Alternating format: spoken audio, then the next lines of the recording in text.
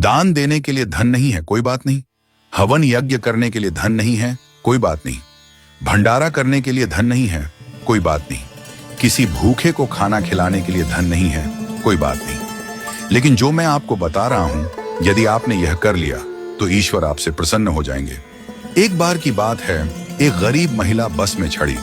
उसके कपड़े पुराने और फटे हुए थे, बाल बिखरे हुए थे और शरीर से वह कमजोर लग रही थी।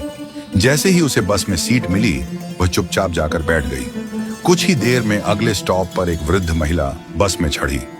उस गरीब महिला ने बिना देर की अपनी सीट उस वृद्ध महिला को दे दी और खुद खड़ी हो गई। जब वृद्ध महिला अपने स्टॉप पर उतरी तो वह वापस अपनी सीट पर बैठ गई।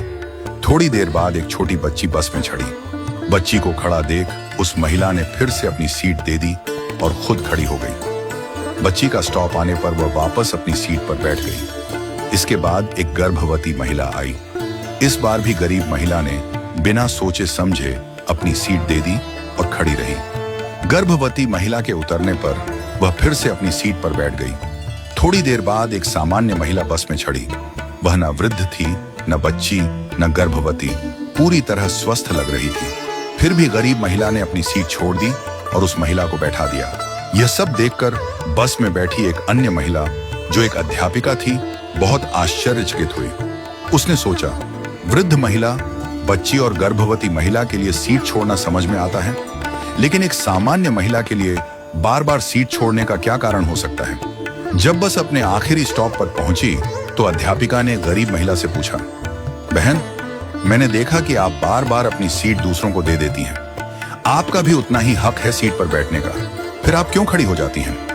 गरीब महिला मुस्कुराई और बोली, मैडम, मैं दूसरों के घरों में बर्तन साफ करती हूँ, खाना बनाती हूँ, झाड़ू पोछा करती हूँ। मेरे पास अधिक धन नहीं है कि मैं किसी को दान दे सकूं, भंडारा कर सकूं, हवन यज्ञ कर सकूं या किसी भूखे को भोजन करवा सकूं।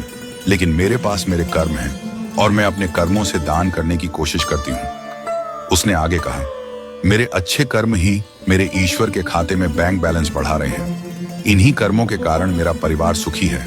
मेरे बच्चे पढ़ाई करते हैं, मेरा पति मेहनती और समझदार है। हमारे पास बहुत अधिक नहीं है, पर जो है उसमें हम खुश हैं। जब मैं अपने आसपास देखती हूँ तो पाती हूँ कि लोग कितने दुखी हैं, लेकिन मेरे अच्छे कर्मों की वजह से दुख मेरे जीवन में नहीं आता। उस महिला की बातों से अध्यापिका की आंखों में आंसू आ गए। उसने कहा, मैं स्कूल में बच्चों को शिक्षा देती हूँ, पर आज असली शिक्षा तो तुमने मुझे दी है। आज से तुम मेरी शिक्षिका हो। तुम्हारा बहुत बहुत धन्यवाद।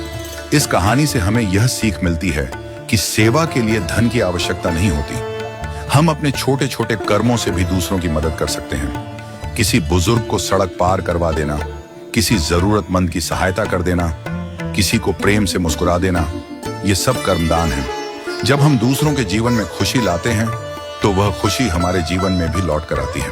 हमारे दादाजी कहते थे, अपने अच्छे वक्त में बुरे वक्त की तैयारी करो और बुरे वक्त में अच्छे वक्त की।